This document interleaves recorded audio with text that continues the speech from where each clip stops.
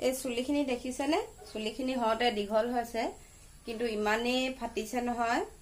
তাকে আজি অকণমান চুলিখিনি ঘৰুৱা ট্ৰিটমেণ্ট কৰোঁ বুলি ভাবিছোঁ। জবা ফুলৰ পাত লগাওঁ আৰু জেতুকা দিছোঁ, লগত এটা ঘৰুৱা কুকুৰা কণী দিছোঁ। কি হয় চাওঁচোন। এইখিনি লগালে ভাল বাৰু, চুলিখিনি বৰ ধুনীয়া হৈ থাকে। খালি চুলিখিনি ইমান ফাটিছে, প্ৰত্যেকবাৰে চুলিখিনি দীঘল কৰিম বুলি ভাবোঁ কিন্তু ফাটি ইমান অৱস্থা বেয়া হৈ যায় নহয়। সেইটো কাৰণে বেছি আপডালো কৰা নহয় যে আচলতে।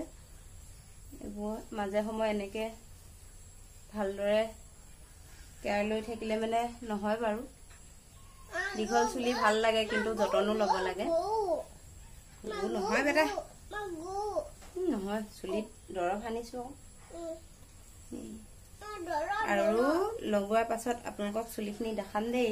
এইখিনি লগালে চুলিখিনি ইমান ধুনীয়া লাগে নহয়, কণ্ডিচনাৰ নলগালেও হয়। এসপ্তাহমানলৈকে চুলিখিনি চুই চুইয়ে ভাল লাগে।